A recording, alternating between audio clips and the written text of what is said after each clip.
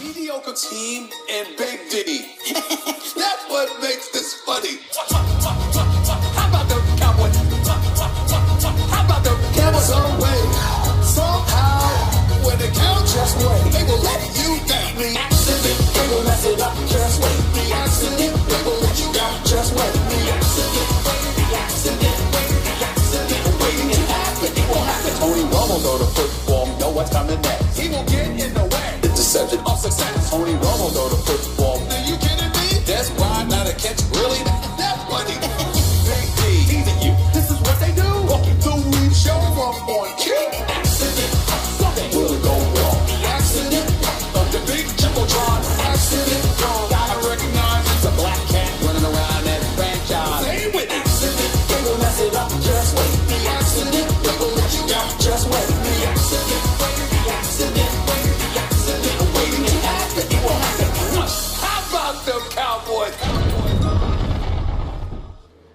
You already know what it is. What's up, everybody? Hope you all had a wonderful weekend. Welcome into First Take. Max Kellerman is in LA. I'm here with Donovan McNabb. I'm Molly Karam. Where's Stephen A? And there is that. How about them Giants is what we should be saying, What's going on, y'all? How you do? How you do? How you do? Everybody all right?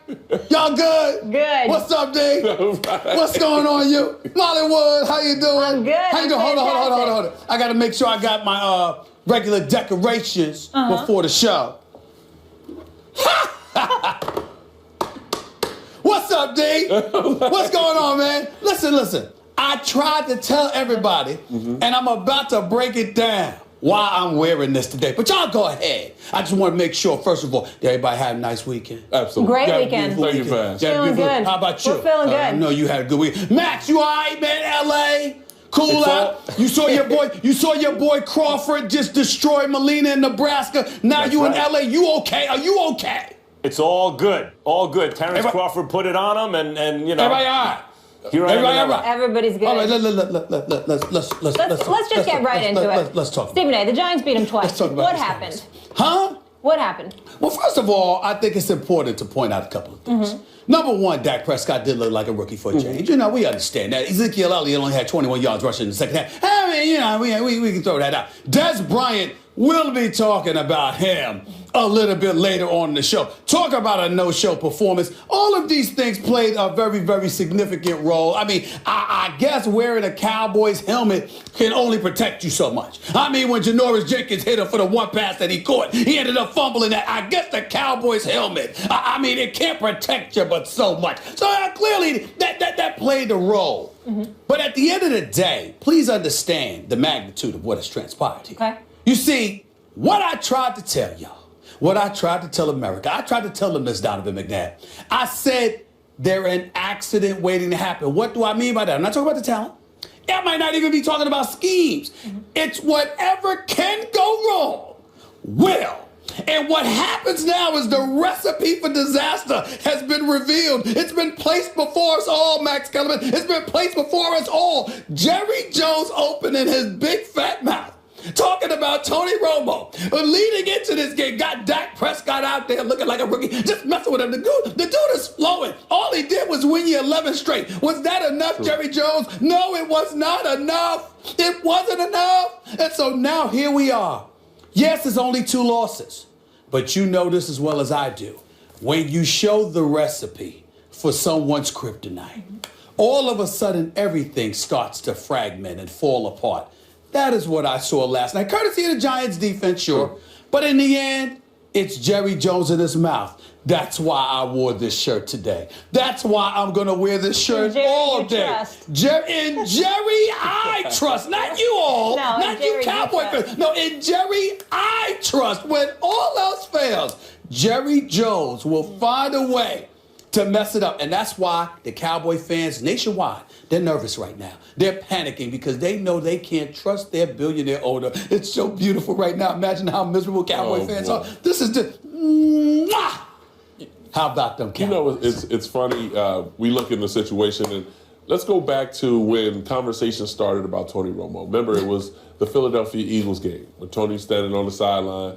Dak didn't play so well, throwing off his back foot, floating a few balls, trying to get the ball to Dez Bryant more than usual. And that's what happened in a game like this. I think the competition between Dez and Odell started to elevate a little bit now where it began to affect Dez Bryant. And it began to affect Dak Prescott. I think if you go back to their basic offense that's running the football, utilizing Cole Beasley and Jason Witten in the offense, and then secondly, you go to Dez Bryant. Things changed in a game like this.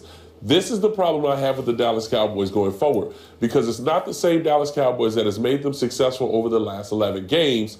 It's things like this that you bring you out and you say, well, yeah, Dak Prescott is a rookie. We all know that. We've known that all season. Yeah. Ezekiel Elliott, he's a rookie. We've known that. But at some point, they're going to play like rookies. We've seen Jared Goff. We've seen Carson Wentz. The list goes on. But now my thing is for the Dallas Cowboys, how do you overcome this adversity? Because this isn't something that's small. This is a big deal because now the fans are starting to rumble a little bit about Tony Romo. Media is asking Jason Garrett, which finally Jason Garrett came out to say, this is Dak Prescott team and we're going forward. No, I've been waiting on that. And over the we're last going to get into that in a little bit. Because I'm tired of hearing Jerry Jones. You're the head coach. Say something because you can put all this to rest. I think at this particular point, we're looking at their schedule. They have a great chance of bouncing back. But when you look at what Tampa has done, when you look at some of these teams that are surging, there's a great chance that the Giants may win the NFC East, and that's going to become a problem for the Dallas Cowboys. Max? The answer is really not about the Cowboys. This is not about Dak Prescott playing like a rookie. Dak Prescott was not so bad yesterday. That's not what it was about. I mean, he wasn't up to his normal standards, but there was a reason for that. It's because the game was about the Giants, the New York Football Giants defense. How often in the NFL do high-priced free agents come in and actually make the difference? It's not that kind of league. And as much as Jerry Reese has deserved criticism in recent drafts, guys like Landon Collins notwithstanding, did a great job in free agency. I mean, he hit big time with Janoris Jenkins and Vernon Olivier. You look at how they played yesterday and the way the defense has come together as the season has progressed.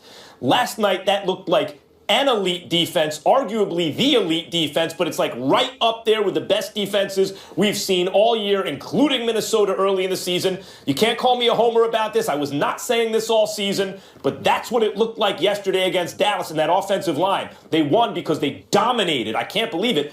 Dallas's offensive line, and when you combine that with the fact that they have the best receiver in football, which I've been trying to tell people for a couple of years now, and Eli Manning, who's a clutch quarterback, you have the best version of a puncher's chance for the Giants, and that's what happened to the Cowboys yesterday. Second time the Giants have beaten them. Max. You saying a lot of stuff there that don't make no sense. You don't have to wait till we're trying to ask you a question. We're trying to ask you a question because it don't make sense. First of all, Dak Prescott didn't play bad. 17 for 37, 165 yards with 2 interceptions. He didn't play bad?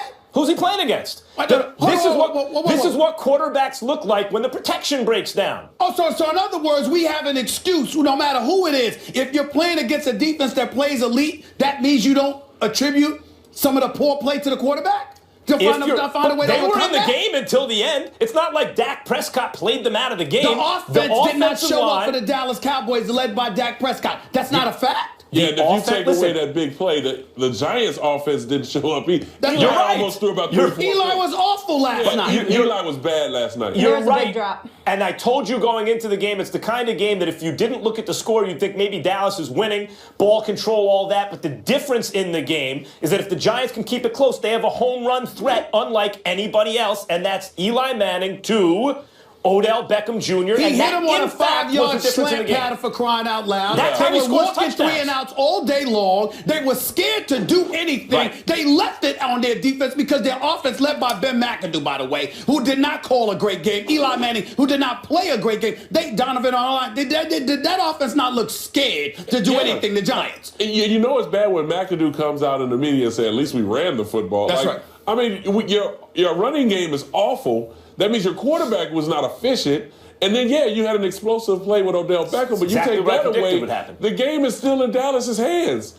Like, this is a game in which for the Dallas Cowboys, they were in a great position, even with them playing bad. So how do you even credit the New York Giants? Because I told you that was going to happen before the game. You didn't tell anybody that the offense was going to be awful. My prediction was the Giants, Eli is playing behind the 8 ball from the start because the Giants have no running game, but the defense has been getting better, and if they can keep the game close, Odell Beckham represents a home run threat unlike any other. You're right about, and that could be the difference in the game. You're right about that. You're right about that, but you're acting like Eli Manning had a good game, and he did not. No, he didn't. And by the way, neither did Dak have a good game. But Tom Brady doesn't always have good games. He has bad ones sometimes. Russell Wilson does. See what just happened. The best quarterbacks in the game, the best quarterbacks of all time, Peyton Manning, Dan Marino, whoever you want to say, sometimes they have a stinker. And you know when that usually occurs? In a divisional rivalry game, when their offensive line protection breaks down against a really good defense. Fine, just don't sit up there and say that Dak Prescott had a good game like you started off saying.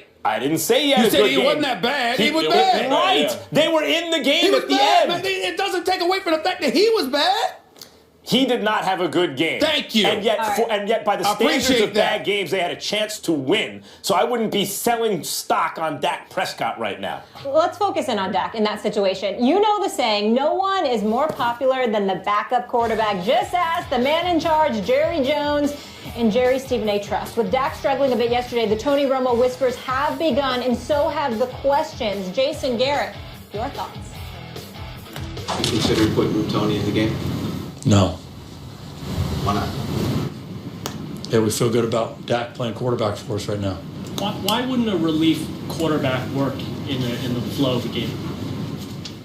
Yeah, we just feel good about where Dak is right now with our football team. Does ineffectiveness come into part of the equation as far as putting Tony in for Dak? No. Definitively. No, it does not. Notice how Jason Garrett said right now after everything. We feel good about Dak right now. But I want to go to Max here. Max, is this the beginning of the end for Dak? No. And it goes to the point I was just talking about.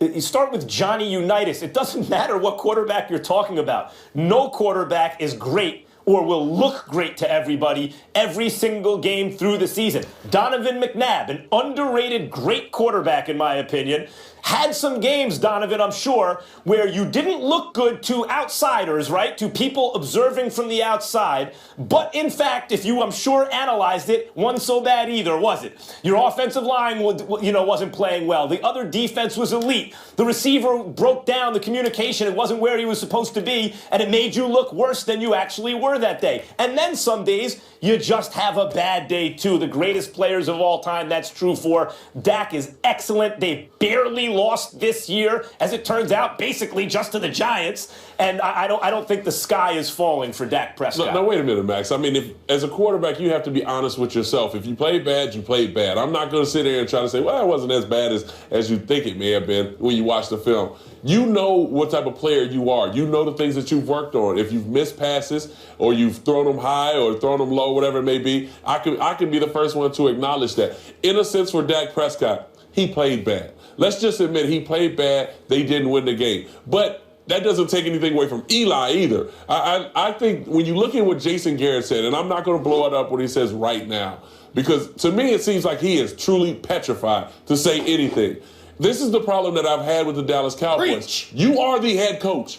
You have to be the one who set the tone, not Jerry Jones, the owner. Guys may run into Jerry Jones in the hallway and be able to communicate with him a little bit about maybe contracts, what's going on with the team, whatever it may be. But for the guy standing in front of that auditorium, talking to me to get me fired up about playing the Giants for the second time and being able to redeem ourselves, and Jason Garrett, you have to stand in front of the media and say, our starting quarterback is Dak Prescott. We're going to go as far as Dak Prescott takes us, not the backup Tony Romo. The problem is with this whole Tony Romo conversation, it's going to put more pressure on Dak Prescott. It's going to put more pressure on the whole offense when things don't go well. But Jason Garrett can put it to rest if he just step up and say, Dak Prescott is our guy. But we're going as far as he takes us. But he won't step up. He won't step up. And even Jerry Jones in the locker room looked like he was afraid to hurt Tony's psyche or something. Let's call it what it is. And I don't mean this as negatively as it's going to sound, but Jason Garrett's a puppet. Let's be clear about it. He's happy to have the job. He doesn't want to lose the job. He was like damn near the adopted son of Jerry Jones because he was being paid $3 million.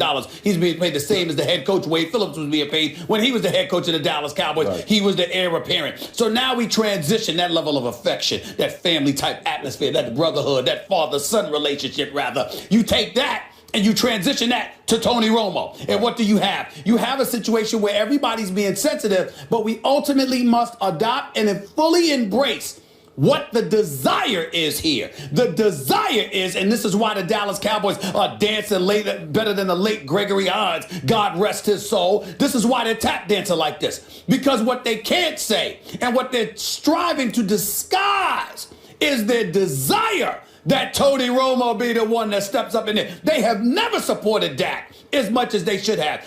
Jerry Jones opening his mouth earlier this week is emblematic of that. And in the end, what it comes down to is that whether we like it or not, I have coined the phrase accident waiting to happen. I actually should brand that for crying out loud. I should make money off of that. I'm slipping. Because the bottom line is Jerry Jones and Jason and all of them, Dak is the future, and they know that. But the run that the Cowboys are on this year, all of them, they want Tony to be a part of it, even if it's at the expense of Dak Prescott, which is why I wore this shirt. That's why I said I love Jerry Jones, because I knew he would open his mouth and do something stupid to sit up there and compromise everything that the Dallas Cowboys are about this year. He has done it. This team is vulnerable. I'm telling you right now, the Dallas Cowboys are in trouble. And like I said before, they will not go to the Super Bowl. This is beautiful,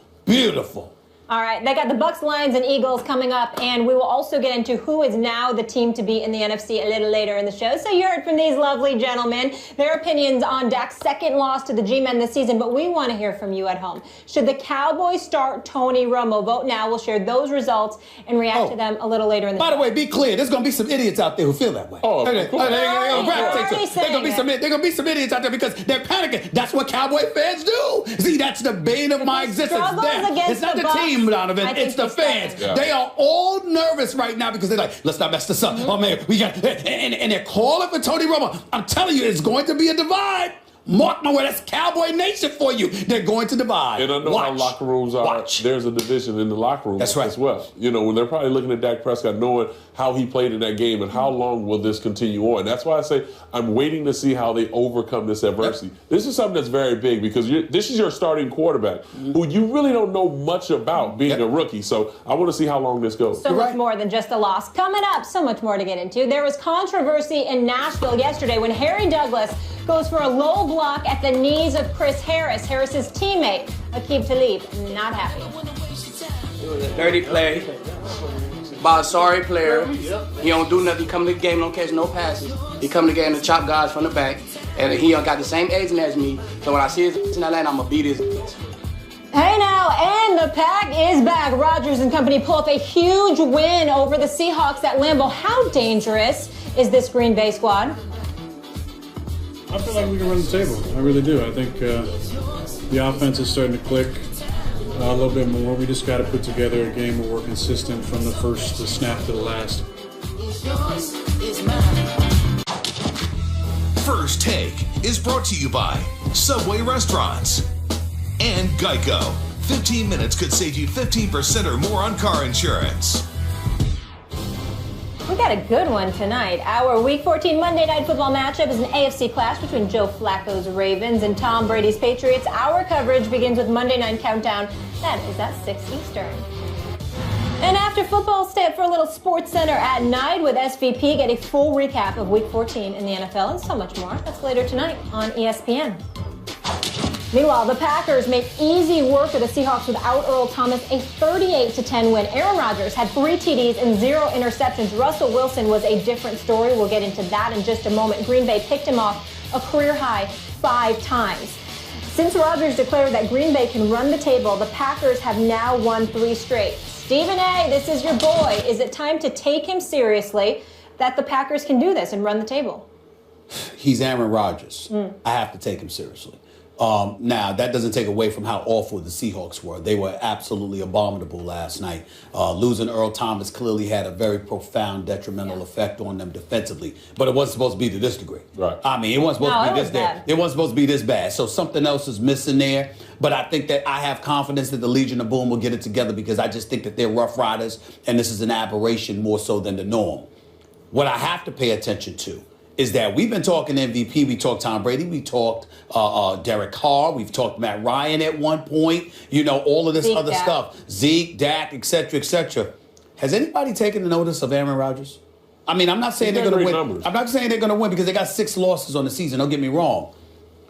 Completing 65% of his passes, 32 touchdowns, 7 interceptions, a QBR of 72, a passing rating of 101 with 3 games to play. I mean, this is MVP kind of stuff. Yeah. And so the bad man that he is, that everybody was talking about, brought up his brother on The Bachelor, talking smack about his own sibling. He should be ashamed of himself. You got everybody trying to get into their personal life. They start bothering his woman, Olivia Munn. I mean, everywhere he went, Aaron Rodgers being bothered. And all he's done is ball. All I'm saying is, you got Chicago, you got a home game in Minnesota. I see you winning those games. You got the last game of the regular season at Detroit, who's already beaten you. But Detroit got the Giants coming up. They could lose that game. So it's about to get very, very interesting. I'm still not going to take Green Bay to that level because I still don't trust their defense, Donovan. But I must confess, the bad man has been the bad man. He's definitely put up MVP numbers, and I look at it in the quarterback race, so to speak. Aaron Rodgers, Matt Ryan, Derek Carr, Matthew Stafford. These are guys who their teams have started to win early and they've continued it on. Now you're seeing the late push like we've seen from a lot of other players who have won MVP awards. And I think this is more than just the Green Bay Packers. This is more about the Seattle Seahawks. Defensively and offensively, they're not the same team. They have no identity on offense. They have no running game. Rawls is not Marshawn Lynch. He's not the Rawls from last year. Remember, he's coming off of an injury. You're putting so much pressure on Russell Wilson, which I'm going to be honest, I'm going to be the first one to say it. This offseason, you better find you a number 1 wide receiver.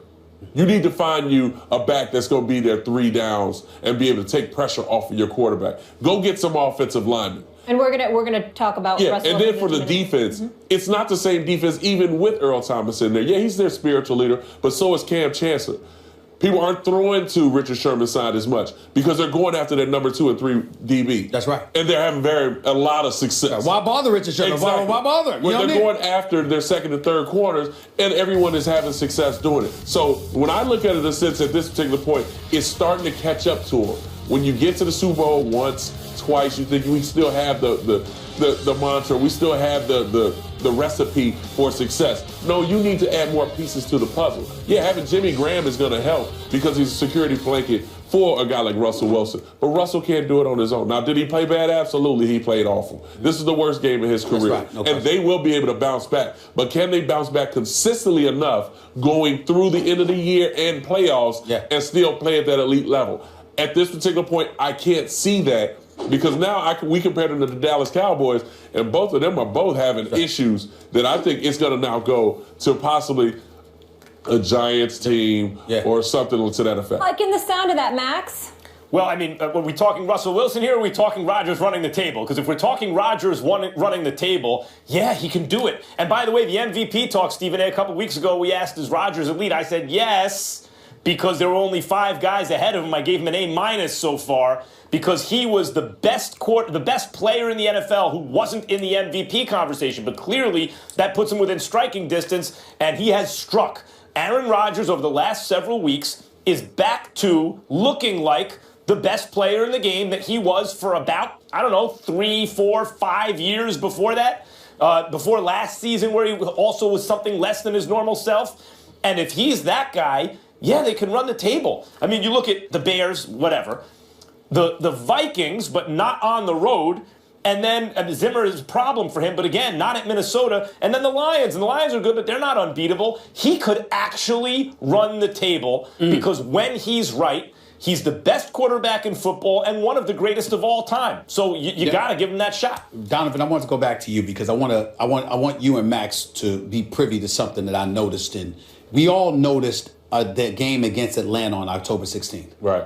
When they went up against Julio Jones and Richard Sherman was disgusted and going at one of the corners and had to be restrained and stuff before they started jumping around with him, getting his attitude right. That was a very defining moment for me because it highlighted his disappointment with other individuals not necessarily doing their job. I looked yesterday. You know what I disliked a lot about, and this is just me. There's nobody else, and I understand that I may be stepping out there just a little bit, reading a little bit too much into it, but I'm dead serious when I say this.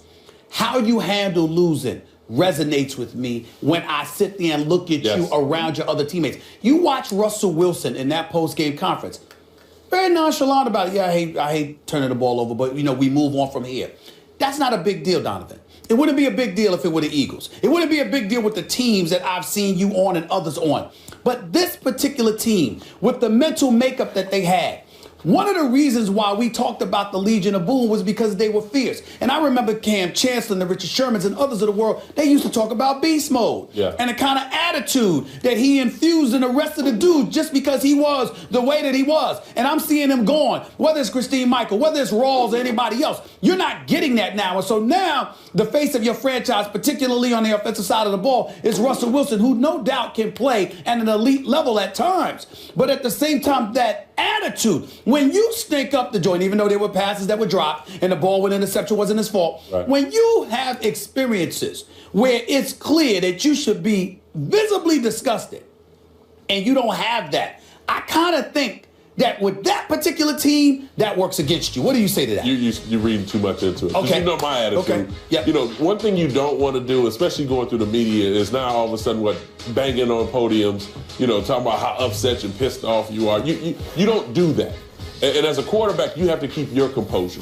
Because now, when we get to the film room, I'm being accountable for my mistakes that I'm making. Mm-hmm. I'm coming out to the practice field and trying to clean that up. I'm discussing with the rest of the guys what we need to do right and what we need to eliminate. But I think you're talking in general. What I'm saying is because of the team. I agree with you, but the only reason I'm bringing that up is because of the dudes they already have on the roster and how they will interpret that. Go ahead, Max. Yeah, in other words, that given the chemistry of the team and the attitude of the team, Russell Wilson's attitude, which is normally good, hey, it's no big deal, may not jibe in that locker room as well. I disagree with that. I thought Russell Wilson handled it perfectly. Yes. First of all, I know 5 interceptions is a bad game. At least 2 of them that I can recall went off a guy's either hands or shoulder pads. Those weren't on Russell Wilson. And Russell Wilson is one of my favorites because he is very good at all phases of the game. But it's not like his arm is the greatest rocket you've ever seen. And when he's playing behind a bad offensive line, and they've been bad all year, and he doesn't have a running game, and now Earl Thomas is gone, and you're playing against Aaron Rodgers, who exposes that and exploits that, takes advantage of it, now Russell Wilson's behind the 8 ball even more because it takes the play-action threat out of everything, which the running game really needs. So I think it was just, and by the way, that's the first time that Russell Wilson has ever been blown out in his NFL career. Think about that. You ain't getting through a whole NFL career without getting blown out. True. So eventually it's going to happen. And why not now? A desperate Green Bay team, you're out Earl Thomas, you've got a bad O-line, the Packers show up, and Aaron Rodgers balls out, taking your play action away. I mean, that is when you might get blown out. I don't think this is that big a deal. Everything that could happen happened in that game. And that's the reason why that game was largely such a much of a big deficit for a team that no one expected Seattle to lose that way. Now, let's get back to his attitude. I remember playing in my 11 seasons in Philadelphia, that was one that everyone wanted to critique as how I look after a loss, how I look after a win. I was one of those people critiquing you. Yes, and one thing is, you have to be who you are. Mm-hmm. And for Russell Wilson, he's always been a calm guy to take everything on his shoulder. I'm sure in that locker room, he's bringing up he's carrying that attitude like the Legion of Boom, but he's not on defense. Mm-hmm. He may have a defensive mentality as a quarterback, but he's still a quarterback in this game. To enlighten folks about my relationship with Donovan, he was quarterbacking in Philadelphia when I was a columnist with the Philadelphia Inquirer. And some of the times when we had discussions in the past was exactly what we're talking about now. So I will defer to him because he knows. But as a columnist, I will come up to Donovan and I'll be like this. You sure that's the right attitude to have? Because of the dudes around you. See, what I do is I pay attention to the other guys, too.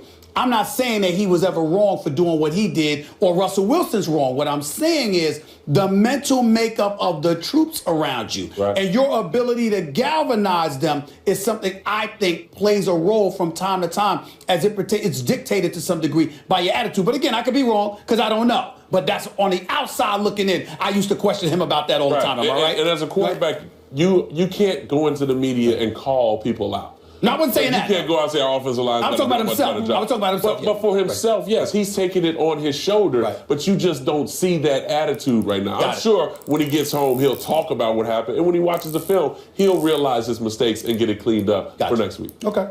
All right, let's leave it there. Coming up, the Giants are the only team to beat the NFC leading Cowboys this season, and they've done it twice. So should Big Blue now be the favorite in the NFC? Don't miss that discussion.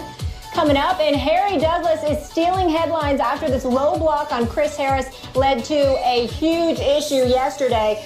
But was this play dirty? It's not like he didn't see me. He was looking right at me. So, I mean, it is what it is. I mean, they got upset with it, but if they watch film and they watch me play, they know that's what I do. That's if they watch film, though. Totally clean play by you. It wasn't a dirty play.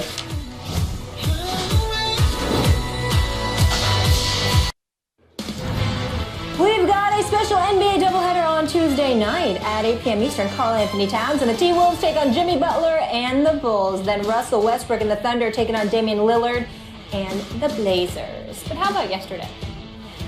Tennessee is now sitting pretty tight for first in the AFC South, but things got ugly in the win over Denver. In the closing minutes of the first half, Broncos cornerback Aqib Talib and Titans wide receiver Harry Douglas got in a post-play shoving match that ignited in a near brawl, folks. Talib appeared to be retaliating for Douglas, his low block on cornerback Chris Harris Jr. one play earlier. Let's hear from those two, Douglas and Talib. It's all just football. Everything football to me, you know what I'm saying? So it was a run play, and me and Chris was looking at one another in the face, and I cut block. It's not like he didn't see me. He was looking right at me. So, I mean, it is what it is. I mean, they got upset with it, but if they watch film and they watch me play, they know that's what I do. That's if they watch film, though. Totally clean play by you. It wasn't a dirty play. It was a dirty play by a sorry player. He don't do nothing. He come to the game, don't catch no passes. He come to the game to chop guys from the back, and he got the same agent as me. So when I see his in Atlanta, I'm gonna beat his. Tell us how you really feel, Stephen A. You think it was a dirty hit? It absolutely was a dirty hit. I don't care what anybody says. I don't give a damn what the rule book says or anything like that. Aqib Talib is absolutely right in terms of it calling a dirty play. And here's why I would say that to Harry Douglas. I don't know Harry Douglas personally. He's been in the NFL for about 7 or 8 years. He's on his grind. He went to college at Louisville. You're 32 years old. You're a grown man. Don't talk to me about rules and what rules allow. You sit up there and you got a cornerback, a contemporary within the National Football League. Y'all are away from the play and you literally dive at his knee. That is not something that you do. I don't give a damn what the rule book says. You know, as a human being, there's certain things that you don't do if you don't have to do it. You weren't in a tussle. You weren't in a melee. You weren't in a pile, a scrum. It was just you and him. He's away from the play. He's not anticipating anything, and you dove right at his right knee. That is a dirty play. It is unethical. And as far as I'm concerned, I want to see what the National Football League, Max, is going to do, because I think that Harry Douglas should be suspended immediately for at least a game, and he should have himself docked a game's pay. Not to just mention that, it's also important that the NFL does that, because the NFL would certainly not hesitate to fine somebody or suspend somebody if something like that harmed the players according to what they're concerned about. If they're protecting themselves about potential lawsuits with concussions and beyond, look at what they've turned the game into. Look at what they have folks watching out for. They're encouraging individuals to be hit low because you want to avoid high hits at all times. So if you really, really care about player safety, don't just come to me with the head shots. Come to me addressing cheap shots like that, because it was a cheap shot. The only last thing I'd like to say is Aqib Talib, be cool. Because even though you're right, the fact of the matter is you don't need to be threatening to beat as you know what when you catch him in Atlanta. Anything that goes down between y'all from this point forward in a physical level that's off the field, I'm automatically going to blame Aqib Talib. Why? Because you just went and publicly threatened the man. You don't have to do that. Be cool. It ain't worth it. Chill out. Just relax. But Harry Douglas deserves to be fined, and as far as I'm concerned, he should be suspended for 1 game for that hit. That was a cheap shot. It was Bush League. I don't give a damn what the rule book says. That was a cheap shot. It was Bush League, and he should be suspended. Well, we agree that it was dirty for those reasons. It was malicious, and it was unnecessary. It was gratuitous. It was superfluous. So we agree that it's dirty, but it's not illegal. You can't fine him. You can't suspend him. And it's fair for a player to say, look, football is a hurt game.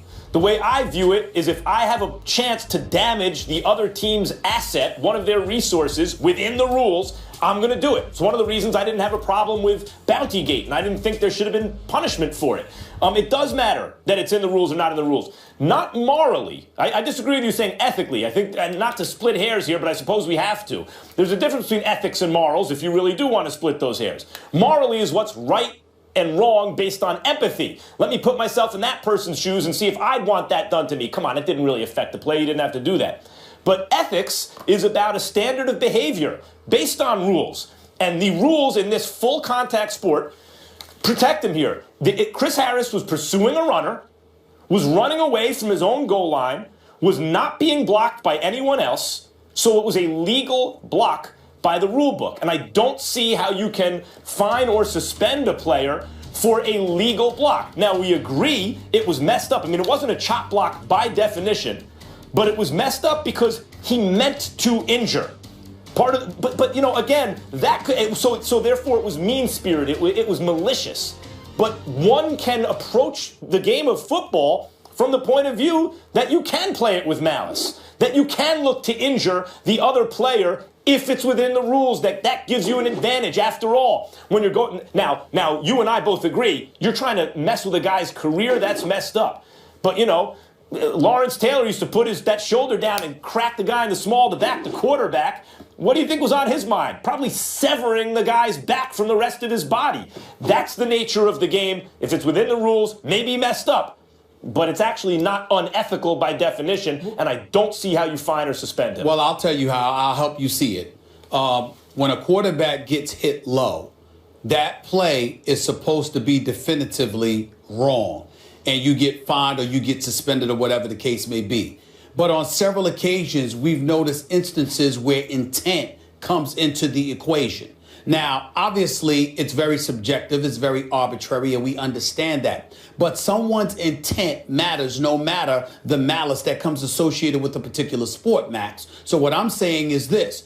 Again, if you were in a scrum and that's what you decided to do, that's what comes with the territory because you're Chris Harris Jr. You got to watch yourself. You're in the middle of that. You are away from the play. Y'all are jogging at a very slow pace. So what I know you agree that it was messed up, but what I'm saying is that elevates the intent portion of this conversation. Well, what I'm saying because is when we look at a Harry Douglas, and we could see so easily that because he was away from the play, his intent was of malice, and the NFL says that they care about player safety. You can adjust and modify your rules to some degree in a particular instance to say, excuse me, we know that's the rule, but you were clearly dirty in that one. You're going to pay a price for that. I think they could do that. The defense could be, yes, I'm trying to hurt him. This is football, and I'm allowed to try to hurt someone within the rules. And that's the point. But they could subjectively decide that your malice intent is of such a nature that we need to address it so we can discourage other individuals from following suit and doing the same thing. Not retroactively. They can do that. That's not fair. They can. It's not fair to do it retroactively. Well, it wasn't fair to do what he did, but he did it. Are you suggesting so the NFL should legislate that in a full contact sport, even if you do something, they already do. within the confines of the rules, if we determine, are we now living in a world where in the NFL it's not okay to try to hurt your opponent? Well, yeah. Well, Max, you trying to tell me you sit up here and you haven't questioned some of the rulings on the part of the NFL, considering the violent sport? You haven't questioned anything? Yes, but that's from a misapplication of the rules, or my belief that a rule should be changed, not retroactively punishing a guy for playing within the rules. Max, hold that thought. Let's get a former player. We got Ryan Clark in the house here. Your thoughts on this? Well, everybody's right. It's within the rules, right? So legally, you can do that. I've been in competition committee meetings probably the last 3 or 4 years, and this has come up. And it's something I've tried to get out of football. We remember back to... First, let me ask you, was it dirty? Yeah. Okay. Yeah. But that's not but even though that's the question, that's not the point. Okay. Right, so there's two different things. The question is, was it dirty? It was dirty, right? And that's why it was handled the way it was handled. If I'm the producer of that game, if I'm in charge of the cameras, I follow Harry Douglas on the next play, because when it happened, when he cut Chris Harris, I said to myself, they're going to fight him the next play. Because that's what I would have did. If I was Chris Harris and I wasn't hurt, I would have fought him on that play. Because I went to every competition committee meeting and said, you guys have to stop this. You remember back to Eric Berry, when he got his injury, he was cut downfield. The problem with this play is though it's within the rules, it's unnecessary, right? They're away from the ball. Mm-hmm. Both guys are jogging. You can see him set it up too. Stand up tall, high, and then shoot his kneecap. So I try to never speak to intent. But looking at this play, there's only one way to read it. You weren't trying to make a play to allow your runner to advance, because Chris Harris wasn't moving toward him. The problem is this block is legal. He hit him. He was in front of him when he hit him. It's a legal cut block. It's not a chop. I have one question for you. There's nothing we can do retroactively. I do believe there's something you can do. Why? Because the NFL has religiously gone about the business of reviewing plays and then reaching a decision. Half the time, I wouldn't say half the time, but a lot more often than not, play rulings that you find as a former player highly questionable. Right. So what I'm saying to you is that couple that, Ryan Clark, and I'm asking the question here. Definitely. Couple that with this. As a guy, competition committee, players union, you're very much entrenched in all of this. Have you not found yourself in situations where you look at the NFL and they say, okay, this is according to the rule, this is legal, but the NFL has still made a ruling that you deem relatively questionable? Yes, definitely. But the one thing that the NFL always has when they make those rulings is an explanation within the rules. Okay. So what I'm saying is, if they decided to look at this and say, okay, we want to find him, it was a malicious intent, we don't like the way it was. Same league that talks about safety, though. It goes against player safety. Same league that talks about safety. There is nowhere in the rule book other than saying, we think you had malicious intent and it was unnecessary, right, and we're fining you. That's all I'm saying. So now, wait. That's what I'm saying. So when that happens, even though D. Smith and the Players Association will all say we want Chris Harris Jr. to be healthy, we want the game to be played fairly, they're going to have to defend him. They're going to have to appeal it, because within the rules negotiated by the CBA, but you can't. But let him go through that process of having to defend himself, so you can discourage other individuals, right, because they may fear losing their money. Right, but now we double talk ourselves, because we get upset as a union whenever they do this, and we feel like we're right. Right, we feel like it's not within the rules. The CBA doesn't state it. We've negotiated one thing and then go away from it here. We can't do it. All right, we got a lot more to get into on First Take and with this man. Good to see you, Ryan Clark. After balling out recently, Dez Bryant was shut down in the Meadowlands, and this late fumble was a huge part of the Cowboys' loss. So is Dez worth the money? Don't miss that discussion. Plus, a gazelle running from lions. That's what it feel like. You're running for your life. So you just got to know that, and you know, sometimes a gazelle get caught, but there's some pretty quick animals that get away every now and then.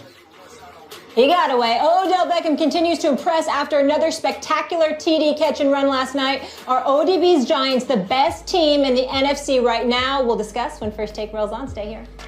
What's going on? This is Kevin Hart, a.k.a. Long Face Little Body, and right now you're watching my favorite show. I'm talking about First Take without Stephen A. Smith. Fake pitch and a roll right, and Prescott's got Williams all alone, and an easy walk-in touchdown for Terrence Williams. Prescott deep ball down the middle of the field. The pass intercepted by the Giants. Prescott had only thrown 2 interceptions coming into tonight. He's thrown 2 tonight. Cannon back to throw. Just one left. Odell's got it on the run. Breaks free across the 40. He's to the 30. Foot race 20. 15, 10, 5. Touchdown Giants. 61 yards. Back to throw. He looks left. He throws left. He's got Dez who caught it and fumbled it. Picked up by Landon Collins. And the Dallas Cowboys' 11-game winning streak is going to come to an end.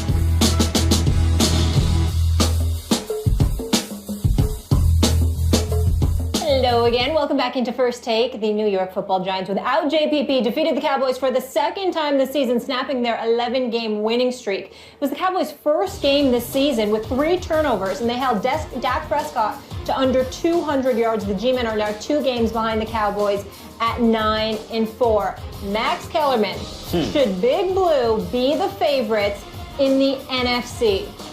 No, they shouldn't. Not the favorites. And by the way, that's just how we Giants fans like it. They shouldn't be the favorites, but they should be what's known as a live underdog.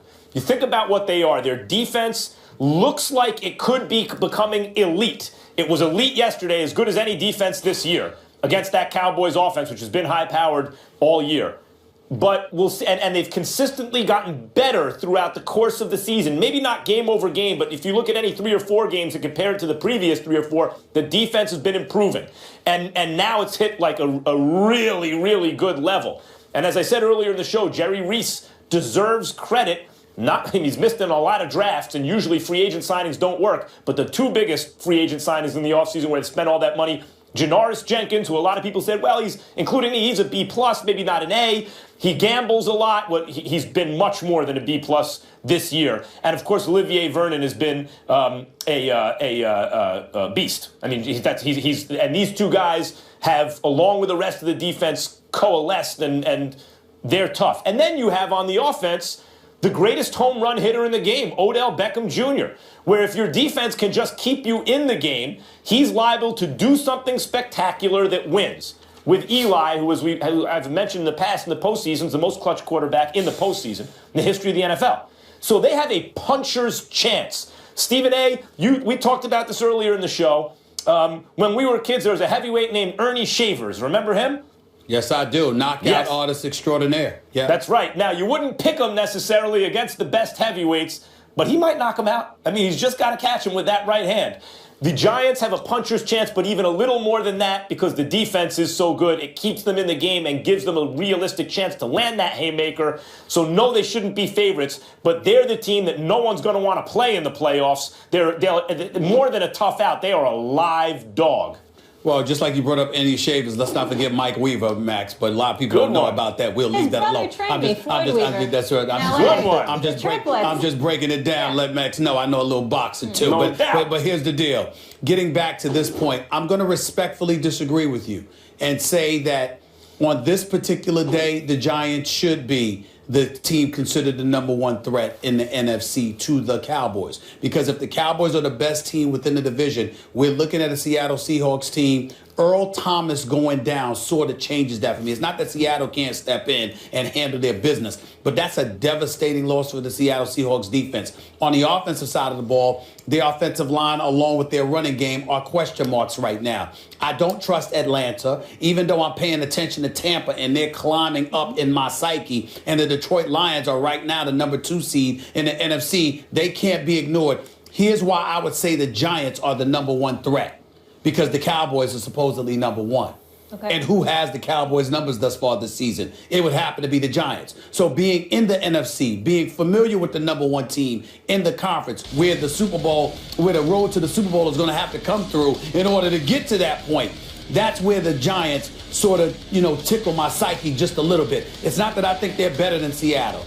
Not even I'm sure they're better than Detroit or Tampa or anything like that, because there are questions about the Giants' offense. But I think the Giants and what they're able to do against Dallas, combined with Eli's performance in the postseason, combined with how the defense is playing right now and who we're talking about them potentially going up against, I think you have to look at the Giants, Ryan. Yeah. Well, last night, going to get some chicken wings. Mm-hmm. At the DoubleTree. Yeah, okay. So that's a lot. That's TMI, but it's okay. Yeah, it's so I go downstairs and I'm asked the question, who you got tonight? Right. And I said, I got the Giants. Mm-hmm. Not because I think the Giants are the best team in the NFC. I think they're the best matchup for the Dallas Cowboys. So it's like when Chris Weidman beat Anderson Silva, right? Yep. Anderson Silva was unbeatable. And Chris Weidman beat him, and I said to myself, he won't be a champion like Anderson Silva. Somebody will beat him. So just because you can beat the team considered the best doesn't mean you're the best team. Now, if we look at what the Giants have done, you look at they beat the Dallas Cowboys and they beat the Baltimore Ravens. Everybody else they've beaten, if you give us 8 more people and we play both ways, we can probably compete with them, right? So they haven't beat a lot of teams that are competing to win a championship.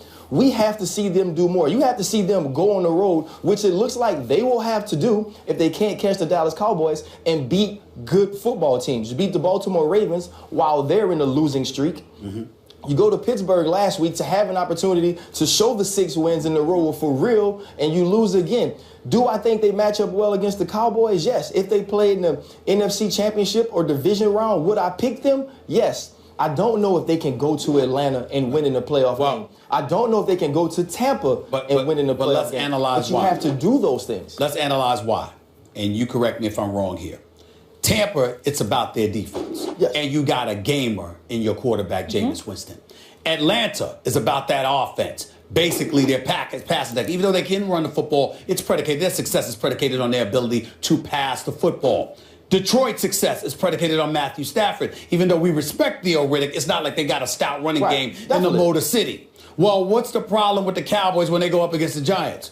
The Jets, Damon Harrison switched over to the Giants, and he's a run stopper. He's an elite run stopper. He attributes a lot at being at that left defensive tackle spot. And so because you have that, and you have something to attack Dallas's strength, that buffers your status against the Cowboys. If the Giants were playing against anybody else, we may not be saying that because everybody else ain't trying to run the football to beat you. But what Dallas showed us last night, yet again, is that no matter what we say about Dak, no matter how impressed we are about Dak, their success on offense is predicated on their ability to run the football. But he rushed for over 100 yards last night. That's right. But 21 in the second half. Right, yeah. 21 in the second half. It wasn't the ability to stop Ezekiel Elliott. It's something Max talked about in week 1, and I kind of made fun of him, and now it's showing. Janoris Jenkins, who I thought was a gambler, who I thought would put the New York Giants in bad situations, has been a revelation. He's been worth every single penny he's gotten. And so what they've done now is they're a matchup defense. They're the old Green Bay Packers with Al Harris and Charles Woodson. They get guy on guy and shut them down. And so, listen, I'm not saying Max is wrong, because he did make a very valid point about Janoris Jenkins. He deserves credit for that. What I'm saying is the real litmus test yesterday.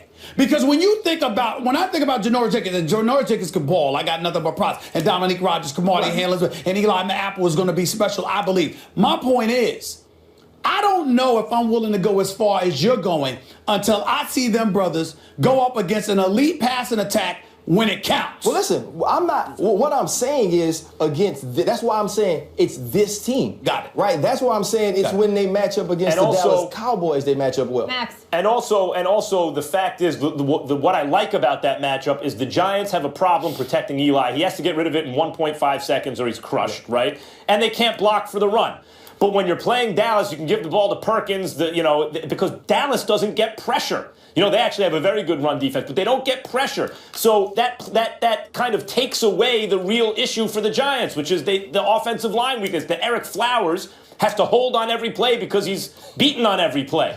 But if you can't get pressure, you're playing into to the Giants' hands. So I agree with you, Ryan. It's a good matchup. The Giants, Dallas is a good matchup for them. And in terms of the other teams, though, Seattle's not unbeatable. We just saw it. We'll see if the Packers even make it into the playoffs. When you bring up Tampa and Atlanta, they're good. I wouldn't say they're better than the Giants. They're all about the same. I probably like the Giants against the Falcons and maybe even against Tampa, although they've been very good recently. I don't see any world beaters in the NFC, except for the Cowboys, who the Giants match up with. All right, so we talked about Janoris Jenkins being worth the money. I want to talk about another player and if he's worth it. So this season, all we've been hearing about is Dak and Zeke, but not much Dez. Dez was held to 1 catch for 10 yards, slipped on a pass intended for him that was intercepted, and also had a crucial fumble late in the fourth quarter. In their 2 games against the Giants this year, Bryant had 2 catches for 18 yards. Max Kellerman, is he worth the money? Oh, yeah. Dez Bryant is a home run hitter. I just described Odell Beckham as the best home run hitter in the game. But Dez Bryant is a home run hitter. That's what elite receivers are. And he's also, in many respects, a good teammate. And being kind of discredited for being a bad teammate, which I think is strange, considering how he's always supported his teammates and, he's too demonstrative on the sidelines. Yeah, because he's exhorting everyone. He wants them to win. And he usually balls out, had a bad game yesterday. He reminds me of, not as good, but like T.O., but not as good. Yes, he is worth every penny. Max Kellerman, maybe he is. Ryan, maybe he is. I'll be damned if we're going to say that today. Not after that performance last night. We ain't saying that today. Now, I'm not saying, again, I want to emphasize, I ain't saying that Max Kellerman is wrong. Right. Dez is my man. I got nothing but love. I mean, he's a Cowboy, but I still got love for Dez. But there is a legitimate argument to be made that Dallas Cowboy fans should petition the number 88 being stripped from his body, and he shouldn't be allowed to play. Allow me to go there. Allow me to go here.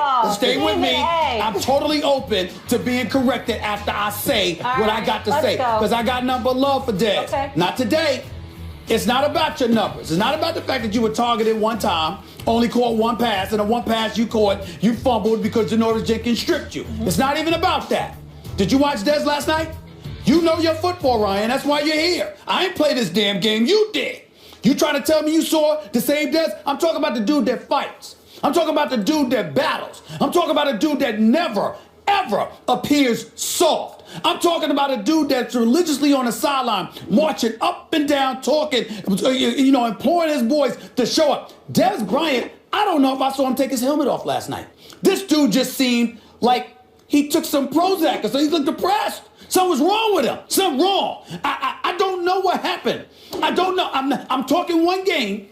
Yeah. I'm not talking about this season. I'm not talking about his career. I'm not talking about the $70 million that he signed with the $45 million guaranteed. I'm not talking about any of that. He's Dez. He deserves it. I'm looking Dez because I got nothing but love for Dez. I'm looking him dead in the face. Where the hell were you last night? He didn't show up. He didn't show. If there was a ticket on a plane that somebody impersonated him, he wasn't there. Now y'all can act like y'all can act like I'm making this up. Go back and I watched this game from start to finish. Dez Bryant did not show up. I've never seen that before. Okay. Dez Bryant, look, are you ready for this? Dez Bryant, the dude, I strike that. The dude that I saw wearing 88 last night, he looked soft. Soft. Now, I'm telling you right now, go back and watch the tape. I'm not, again, Max, right? Don't hold me to this. I'm not talking about the season. I'm not talking about his career. I'm not talking about the 9 previous games. I'm talking about last night. I have never seen that number 88, supposedly Dez Bryant, play like that. There was an impersonator last night. He wasn't there. He did not show up. Listen, he did not show up. I agree. I'm not defending Dez Bryant. Dez Bryant had a bad game yesterday. Now, if you take it to mean was he worth the money yesterday? No, he wasn't. But the thing about football is everything you do comes down to whether or not you had a bad game. Can come down to 2 or 3 moments. He had 3 bad moments. Here's the issue. Okay. Wide receiver is the most dependent position in football, right? Earlier this season, we were talking about Odell and his struggles, and I came on here and said, it's more Eli to me, because if you give Odell the chances in the right situation, he's going to make plays. You trying to say that happened last night? Can I finish? Go ahead. Dez Bryant is a combat football catcher. He's not a great route runner. He's not a speedster. He's a guy that when it's the ball's in the air and it's a 50-50 ball, he comes down with the balls. Last night, Janoris Jenkins didn't allow him to do that. Dak Prescott didn't give him the opportunities to do that. Now, if you look at the play on the slant, he slipped. Janoris Jenkins beat him. It wasn't Dez Bryant not trying to make a play. It wasn't Dez Bryant not trying to work. He was beaten. Last night, Janoris Jenkins was just a better player. I did not question his effort. I never said that. Well, listen. I said to you, I used the word soft. I said that it was soft effort. Matt, zip it. Wait a second. You two, soft is effort. Y'all gotta stop it. Y'all gotta stop. When you call someone soft, you're questioning the effort. I'm not defending. You question that. I'm not defending I'm not defending his play from last night. What I'm saying is he was beaten. Janoris Jenkins was better. Janoris Jenkins is a tough matchup for him because he's strong and he's quicker and he's faster. So the things that Dez Bryant does to muscle smaller defensive backs, he can't do. It's a terrible matchup. Also, Dak Prescott didn't throw any balls on point back shoulder. I saw him giving up. You didn't see Dez Bryant giving up on a couple of routes? No, he wasn't giving up. At no time. He didn't give up on any route. He was at any route. Yeah, he ran some lazy routes. He didn't run any lazy routes? I saw some lazy routes. Time out. Do y'all Yesterday. not watch all the games? That's not different. If Dez Bryant is on a post route and the guy has him top shoulder, he doesn't finish. Let's not talk about it like he just did this last night. But listen, we missed those things. You know why we missed those things? He's a repeated offender. But you know why we missed those things? Because on those same days, he catches the touchdown. On those same days, he has 6 receptions. So today, since we didn't see him make those other plays, now we're critiquing things we see every week. A couple of things. I'm glad you brought up the question about, do y'all not watch the games? I'm going to ask you about that when you open your mouth about some basketball. Because, see, NFL ain't the only thing I watch. I actually watch everything. But that's okay. That's all right. To me, everything. To me, everything. I don't get, excuse me. I got news for you. Plenty of people look at the ratings, number one and number two. Number more importantly, I don't get to come up here and just talk NFL. But that's all right. That's okay. The point that I'm trying to make to you is this. Dez Bryant did not run every right, and you're right about that. But in the end, all I'm saying is, yesterday, that was an impersonator. I expect more from Dez Bryant. It better not happen again. He shouldn't be allowing that to happen. Fire him up. Come on now. That's what I'm saying. Play better. That's my love. I mean, you can't be looking like that. That was bad. Microwave world, man. One game. We asked you guys earlier in the show, should the Cowboys now start Tony Romo? The results are in, and 73% say no, but 27% are saying yes. Your Steelers, gentlemen. We know you love Jerry Jones. They rung the bell yesterday. Le'Veon Bell running all over the Bills in Buffalo yesterday. Are the Men of Steel now the best team in the AFC? Find out next. And Rex Ryan's Bills fell below 500 after the loss on Sunday. How much time does Rex Ryan have in Buffalo? Le'Veon Bell running all over the Bills defense on Sunday by the tune of a Steelers franchise 236 rushing yards. That is a Steelers franchise record. Bell's performance overshadowed a tough game for Ben Roethlisberger, who threw 3 INTs in a game for the first time in over a decade. The Steelers improved to 8-5 with the win and move a half game in front of the Ravens in the AFC North. Max, what was your takeaway from the Steelers' win over the Bills? Well, listen, it's no surprise. I'm not going to try and get fancy about it. Le'Veon Bell. Look, Ezekiel Elliott gets a lot of credit this year running behind that amazing offensive line, and Ezekiel Elliott is an excellent player and rightfully talked about as even an MVP candidate this year. But it says here that over the last 3 seasons, including this one, when he's on the field, Le'Veon Bell is clearly and by far the best running back in football, and that includes when Adrian Peterson was balling last year and the year before. It includes Ezekiel Elliott this year, even when Gurley was coming on last year. Any other running back you want to point to, when Le'Veon Bell is on the field, he is number one. It is not close. You can line him up anywhere. He can catch passes like a wideout. He's a great runner. I mean, look at some of these runs.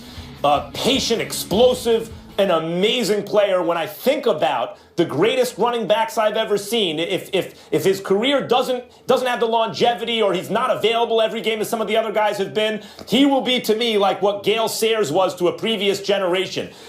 All I know is when my eyes were on him, that's as good as I've seen. When I think about the Steelers, you know, I looked at Le'Veon Bell perform yesterday, and you know me, I love Mike T. I'm like, what the hell were y'all doing? You, Todd Haley, why wasn't this man getting the ball more? You know, I mean, what is going on? Why? Because there were games where he barely got, the kind of attempts that you would anticipate he'll get. He's running the football, and remember, D'Angelo Williams is out. What if he comes back? The two of them come playoff time. It could be something special, no question about it. I still am suspect on the Steelers' defense, and because of that, I have to give Kansas City the edge as being the number one threat to the New England Patriots within the AFC. The Steelers could beat anybody, but they could also lose to anybody. Whereas Kansas City, you're going to have to beat them. They're not going to beat themselves. And their defense are just rife with playmakers. Eric Berry and Peters and the crew, they just know what they're doing, and they know how to make things happen.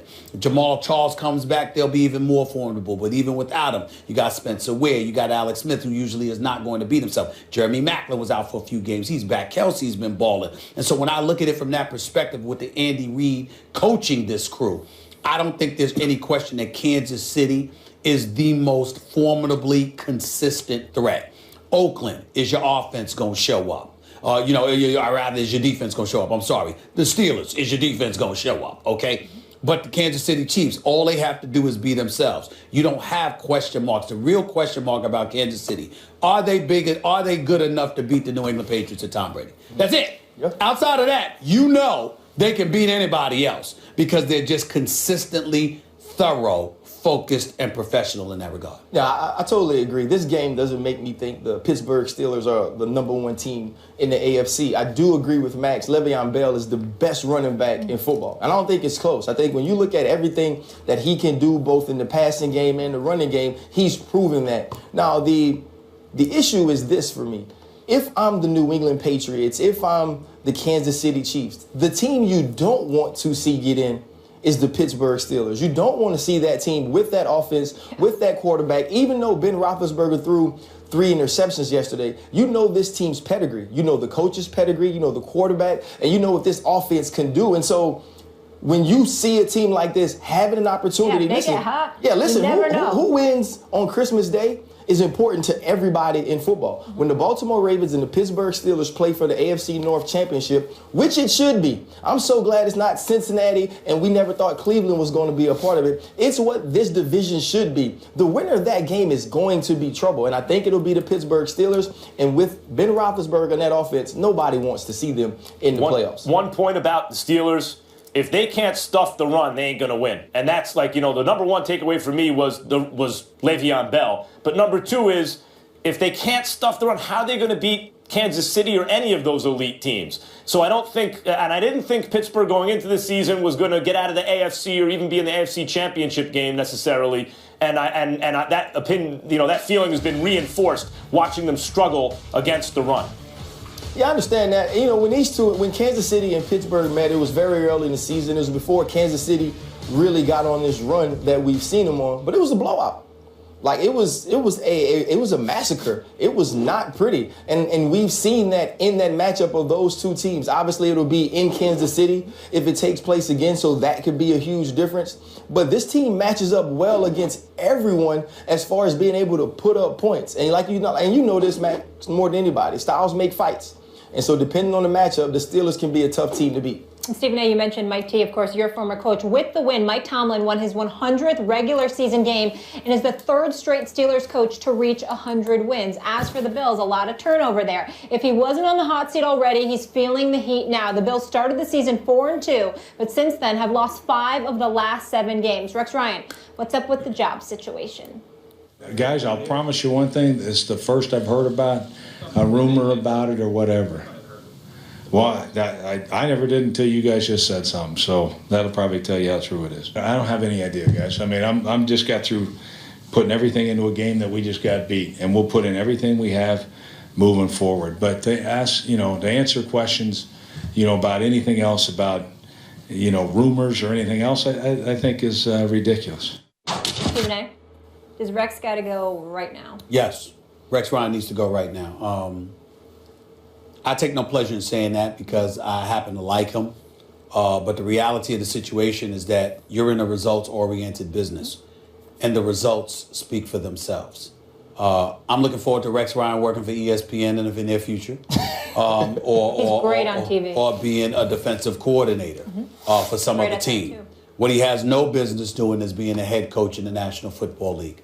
The only complimentary word you can say about Rex Ryan is that he's not Jeff Fisher. That's it. He hasn't. Rough day for Jeff Fisher. He doesn't have. Listen, don't get me started. We're not going to get. That was bad, though. We're not going to get in. Listen. Sorry to distract you. No. You're not having to distract me. And I'm very serious. Max, I'm not joking. Ryan, I'm not joking when I'm saying this. The only reason I didn't come in today and talk about Jeff Fisher, it's because my mama asked me not to.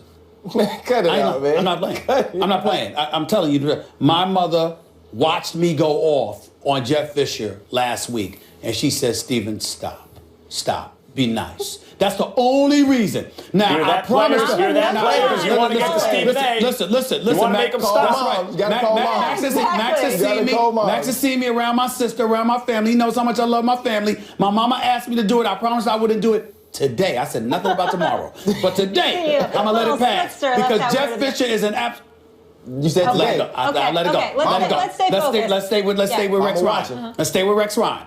Rex Ryan will finish this season 6 consecutive years missing the playoffs. There's the same dude that said he wasn't there to kiss Bill Belichick's ring. There's the same dude that in his introductory press conference when he took the Bills job, is the mic on? It's about to be on. And we going to go to the playoffs and all this stuff. He bloviates a lot. His results are small. It is time for a change. And bottom line is this. They got to make a decision about Tyrod Taylor. And clearly he wants to keep Tyrod in there. The executives, Doug Whaley and others, would like to go in a different direction because they don't want to owe Tyrod Taylor $27 million next year if he gets injured. So the bottom line is you might have to get Rex out of there. It's going to save them in a variety of ways. Rex Ryan, not so much Tyrod Taylor because I don't know about that. But Rex Ryan is clearly proven he has no business being a head coach in the NFL. In the years that Rex Ryan and Tyrod Taylor have been together, they have never come back in a game. And I'm not saying come back in the fourth quarter. If they are losing, at any point, they Never. lose. At any point. Never. They lose. At any point. All right, look, guys. And that's not a good thing. Go ahead, Max. No, go ahead, Ron. Sorry.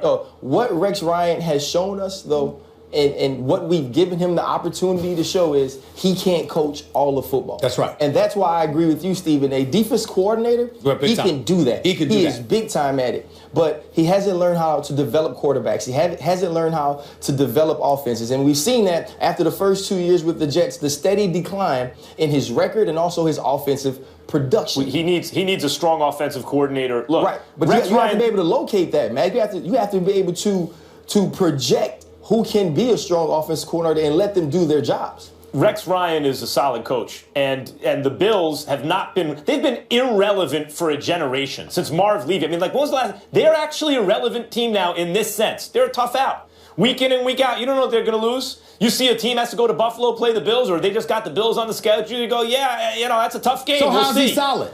So that's a solid, by definition, that's solid. No, he has taken. Here's the issue, Max. Max, if you're Rex Ryan, this is my thing. Let me finish this point. When you're strong. Let me finish this point. That the bad franchises are the ones who keep turning over head coaches. Now, with the exception of someone like Jeff Fisher, where everyone agrees, bad franchises just get rid of coaches if the going gets rough, or even if they don't achieve their ultimate goal, which in the AFC East, with Bill Belichick there, you're not going to achieve your ultimate goal most years, or maybe any year. But bad franchises, there's turnover. Good franchises, find a solid coach, a good coach, a coach that makes them relevant, that makes them tough to beat week in and week out, and they stay that way for a while, and they build. They have a solid foundation. The Bills have a solid coach. I would not suggest getting rid of him. A solid coach? What is your definition of solid? Jeff Fisher, because he keeps getting extensions. No, Jeff Fisher's bad. I just said Jeff Fisher should go. I know that. This is not a Jeff Ryan Fisher was clearly situation. He was clearly joking, Max. Yeah. Answer the question. What is a solid coach in your estimation? Well, a coach who's around 8-8 is solid, actually. It's a parity league. Oh, my Lord. That's not I can't take you. I just can't take you. That's nonsense. 8-8 in the NFL. That's nonsense. In the NFL, an 8-8 team, a fundamentally 8-8 team, gets a little lucky. They go 10-6 and win a couple playoff games. That's how it works. And an unlucky team goes 6-10 and you think they're no good. It's unfair. It's unfair to take the way the New York Jets finished under Rex Ryan's tenure and apply this to the Buffalo Bills. But we've seen a pattern here. We've seen a pattern of the way that his teams play football, the way that they can't produce offensively. But the more striking and startling fact for me is you're a defensive coach. You're a defensive and they ranked 28th against the run. And you're ranked and he 28th inherited and you let a guy, good defense. you let one person outgain your whole offense, and he's not the quarterback of the And other they've team. given up 187 yards rushing over the last 3 games. Max just gets on my nerves sometimes because he has me throwing out my dictionary. I go to the bookstore, I buy a dictionary, I buy the thesaurus, and then he changes the definitions of things. Yeah. How the hell is 8 and 8 solid? Matt, If you have a coach, That's unbelievable, if man. you have a coach that goes 10 and 6 every year, Sorry, guys, we gotta go. We gotta go You to have one break of the here. greatest This of all is fun. time. Let's do it Stop again. it. Let's talk about Solid. The Broncos lose again, and Wrong the with defending him? champs are That's now your guy, in danger of missing the playoffs. Who is to blame for Denver's problems this season? Don't miss that discussion. Don't worry, Max might say it's he. It's me. You know? I am Usain Bolt, the fastest man in the world, and the people of Jamaica love and watch First Take. Have now lost for the second time in the last 3 games and fell 2 games behind the Chiefs and the Raiders in the AFC West. The Broncos have lost the last 2 games started by Trevor Siemian. In the 10 points scored were the lowest amount of points scored by Denver in over 2 years. It doesn't get any easier for Denver. They finish the season against the Patriots, Chiefs, and Raiders. Merrill Hodge calls that schedule brutal. Good to have you with us, my friend, as always. What's up, buddy? But I'm going to start with Max here on this one. Max, get Max. How much is John Elway to blame for the Broncos' struggles? well, actually, the Broncos are struggling, and they might not make the playoffs even, because John Elway is an excellent GM. That's why they're struggling. John Elway's responsibility is to the franchise, not this iteration of the team. If any GM, that goes for any GM, if they have stability and job security, they should have their eye on the ball season to season, of course. But the idea is, over the course of their career, how good can they be altogether? How many games can they win? How many playoff runs can they go on? How many Super Bowl appearances and wins? John Elway got to the Super Bowl, didn't get back the next year, won the Super Bowl in very different ways. One with an offense, one without a defense, one with a defense without an offense. And going into this offseason, what were the options? Peyton was gone. He wasn't good anymore anyway. Osweiler wanted way too much money. We can all see he's not worth the money. Who was available? Actually, Simeon won the job and was decent. And Paxton Lynch has upside, at least you'd think.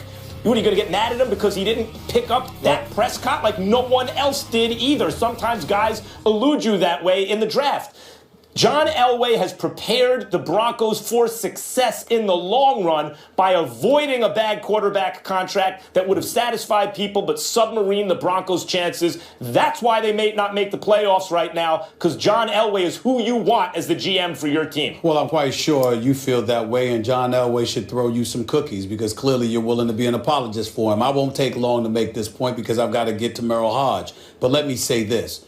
I'm not going to engage in condemnation about John Elway. He has proven to be an elite executive, but there is no question that he dropped the ball with this particular team. First of all, C.J. Anderson has been down. I do understand that, but he only had 100-yard game on the season before he went down on October 24th. Secondly, even though Osweiler hasn't proven to be a good quarterback, some have speculated that he might be the worst. That's because that's the Brock Osweiler that's in Houston, not the Brock Osweiler that quarterbacked the Denver Broncos for 7 games last year, not the dude that you were grooming and nurturing to be the heir apparent. And you seemed ill-prepared to replace him, which is why you had to settle for Trevor Siemian, who's had some impressive moments during this NFL season. But you can't completely absolve John Elway in my estimation, Merle, because I think about Malik Jackson being gone, Danny Trevathan being gone, elements from that defense. And, they've had problems against the run. They've had problems defending against tight ends. And then on the offensive side of the ball, C.J. Anderson goes down.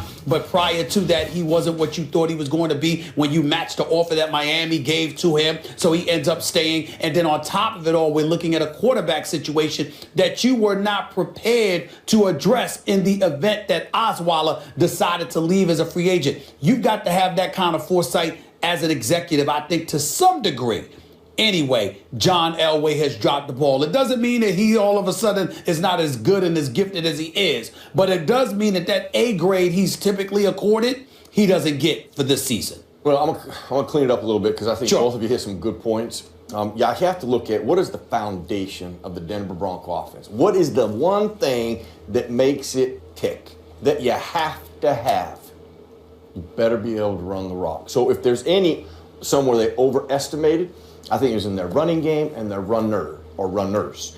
They weren't that good getting into the last stretch of the season. They just had moments. Yep. Which actually speaks to Peyton Manning's brilliance. I'm going to tell you this. What he did mentally and cerebrally as far as getting them in the right looks all the time, only a guy like Peyton Manning could do that. You can ask that to do any other quarterback other than a Brady or a Roethlisberger. Now, let's go back to the quarterback scenario. I think that he nailed that. And here's why. In the Pittsburgh game, when Denver lost, in the second half of that, Osweiler, last year, got it. Osweiler started to get exposed. When you started to move him around a little bit, you got a little bit of pressure on him, he was not the same. He started to tear off right about then.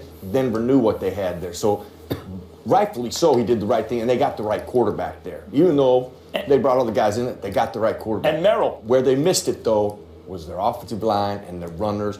And that's the thing that makes it. That's the hinge. If that hinge doesn't work, I'm telling you, you can't run their offense. And I want to address the quarterback for a second because Elway had a great comment in the offseason. When they were negotiating with Osweiler, he said, look, I don't know why there's not a middle class of quarterback. Not everyone's either a scrub who you don't pay at all or a franchise player who gets, tens of millions of dollars a year. Why can't there be a middle class? That was a strong message to Osweiler. Look, you're maybe our best option. We'll give you some money, but you ain't a franchise guy. Meaning, like, if you have Osweiler, you're still looking. And that was the right approach to take. And someone else was willing to pay him like a franchise quarterback. That's their problem. The only thing, Merrill, I'd like to add is this. I'm not disputing anything about Brock Osweiler. I'm not impressed with him. But let's understand that sometimes you have system players. Guys that excel in particular environments, in particular systems. I think as bad, as questionable as Brock Osweiler has looked this year, I don't think he looks that way in Denver. He might not be the answer. You're probably absolutely right. Who am I to debate you on that? But the flip side to it is that I do believe that he would be better than we've seen him in Houston. And something could be said about that. I disagree. I think you'd see the exact same guy you're seeing in Houston. Really? And he would not. Simeon has played much better than Osweiler would have played in that circumstance. Okay. All right. Where they missed it, offensive line. I'm saying better runner. than what you're seeing. I'm not saying better than Trevor. I'm saying better than what I'm seeing from him in Houston. I think you see that in Denver. Wow. No doubt. Okay. You started to see it. Right. Just wasn't enough sample, but it wasn't a ton. It was just enough to go, whoa, we got problems here. Broncos currently are the 6th seed. We will see more of you later with Trey and the crew covering a little NFL. T-shirt, we got a good one today. I wish we had some time with that. That's funny. Didn't I tell you? I told you Jerry Jones would have let me down. I told you he would open his mouth and do something to mess this up. I told y'all. Right. I told y'all. Andrew Luck might have let Max down because he takes a beating at the hands of the Texans on Sunday. So which team is the favorite in the wide open AFC South? Find out after the break. I don't want to think about it. I want you to love me now. After a loss to Houston yesterday, Andrew Luck and the Colts fall one game behind both the Texans and the Titans in the AFC South. Houston and Tennessee face each other the last week of the regular season. Max? Yep. Who's going to win it? The AFC South. The Titans are going to win the AFC South, and I was disappointed in Andrew Luck yesterday because I thought that he'd have those key moments where he'd win games like that, have good enough stats by the end of the season, get his team to the playoffs, and maybe win the MVP, actually, like coming from behind. But that was the kind of game he needed to make those plays. He didn't. I think the Titans have the best shot to do it. Oh, so does that mean that Andrew Luck's not going to be your MVP, Max Kellerman? Correct. Okay, I'm proud of you. I'm proud of you. I agree with Max. I'm rolling with the Titans. DeMarco Murray is running the football well, and Mariota's only got 8 interceptions on the season. He looks pretty damn good. We've been giving Jameis Winston some props. We got to give Marcus Mariota some props. No question. Let's look at the NFC South now, guys. The Bucs knocked off the Saints for their 5th straight win and remain in first place with the Falcons at 8-5. Max, do you think the Bucs are going to win this division? I do. I think that their defense is really coming around. They kind of remind me of the Giants right now, actually. Defense gelling at the right time, and they got a money quarterback. There's something about Jameis Winston. Has that Ben Roethlisberger thing. Big, just athletic enough, big arm, leader. Guys like to play with him, comes through in the clutch. I like the Bucs. I'm going to go with the Atlanta Falcons. Okay. Even though I've been very impressed by the Bucs and their defense is stout, there's no question about it. Offensively, I'm wondering what Tampa's going to do. I don't have any questions about Atlanta's offense. When I think about their schedule, San Francisco, that's damn near a bye week. Carolina on the road, that'll be tough. But they have New Orleans at home to close out the season. I'm just of the mindset that Atlanta's going to win their final 3 games, and I think they'll be able to hold on for the division crown. Both have a shot coming up, my favorite part of the show. When we return, it's time for Stephen A's Final Take. What has this man all fired up on a Monday? Find out next. First Take is brought to you by Liberty Mutual Insurance. Liberty stands with you. And Fitbit. Find yours at Fitbit.com. You are so disrespectful. He is going to fall off a cliff. Shut the hell up. That's not even close to my best. They're wrong. And I don't give a damn that they agree with me or not. You know what time it is? It's that time of the show, Final Take, where Stephen A brings us the final word of the day. Stephen A. Smith, the floor is yours. Thank you, Molly. You might have missed it, but there was actually a conviction in a criminal trial last night. A man named Cardell Hayes was found guilty of manslaughter in the shooting death of former Saints player Will Smith, along with attempted manslaughter for Smith's wife, Raquel, who was also shot in both knees following a car crash that occurred last April 9th in New Orleans. To supporters of stand your ground laws in various states throughout our country, this decision, no doubt, is a travesty. To anyone with sense and common decency, it's a tragedy.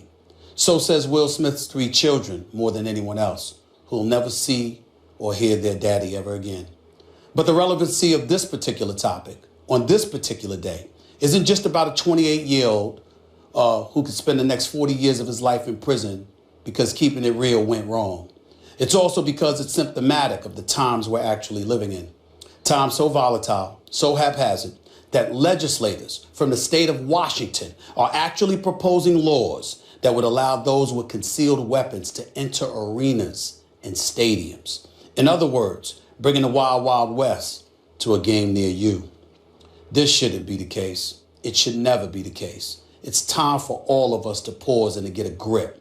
Forget conversations about Second Amendment rights and all the pomp and circumstance that comes with it. This ain't the Situation Room. It's not Sean Hannity or Bill O'Reilly, or any show for that matter, who'd banter about constitutional rights being on par with simply being humane and sensible. These are arenas and stadiums we're talking about here, people. Places where sports take place, where games are played, where kids from ages 5 to 10 to 15 years old and beyond come with their parents, drink soda rather, eat popcorn, root enthusiastically, then fantasize about participating in those arenas someday. What's there to fantasize about here if we're talking about patriots carrying pistols? Especially with concession stands, selling alcohol just a few feet away. What the hell has happened to us? It's a legitimate question to ask on a day like today. On a day when we've been reminded that Will Smith won't ever come home again, and that there quite possibly may be others to follow if we don't all come together, get ourselves under control, and be diligent in reminding ourselves there's nothing more precious than life. The kind of life you're actually free to celebrate and enjoy, that is. Not a life that's ended too early or one spent behind bars because you couldn't refrain from the impulse of taking someone else's life over nonsense. But you spoke not nonsense. Stephen A., really appreciate your voice, strong as always, but on this subject matter, our heart goes out to the Smith family. And if you missed any of the Final Take, go to our Facebook and Twitter pages. We'll post the segments there daily. Feel free to join the conversation. You might spark some topic ideas for the guys as well, so please chime in there. And on a lighter note, don't forget, we have a big Week 14 Monday Night Football matchup. It's an AFC clash between Joe Flacco's Ravens, Tom Brady's Patriots. Our coverage begins with Monday Night Countdown. That's at 6 Eastern. We'll react to that game, of course. And then we'll also get into your Rams and Jeff Fisher. Stephen A., really strong. And I appreciate you addressing the subject. Needs to be said. Will Smith, he's 34 years old. He's got 3 children, and they'll never see their father again. Never. And, we're sitting there, and Max... And his wife's never going to wake up with her husband again. And Max has talked about gun violence and his concern about that on many, many occasions. I was actually thinking about you, too, Max, when I wrote that. Yeah, not to get too political, but when I hear proposals like the one you said was being considered in Washington, it makes me think of the movie Idiocracy by Mike Judge, which is less a prediction about the way the world is going to be. It's satire. than it is a commentary at this point about the way the world is. It's like we're living in an idiocracy. Couldn't agree more. Life is so precious, but especially addressing the gun issues. And to talk about legislators are offering, you walk into a stadium with kids around so scary. Carrying arms. That can't happen. No. That cannot happen. It cannot happen. Stephen A. Final Take Strong is always looking forward to tomorrow's as well. Guys, enjoy the game. And don't forget, First Take is moving to ESPN. We're looking forward to that. That is January 3rd. We'll see you guys tomorrow. Have a great one.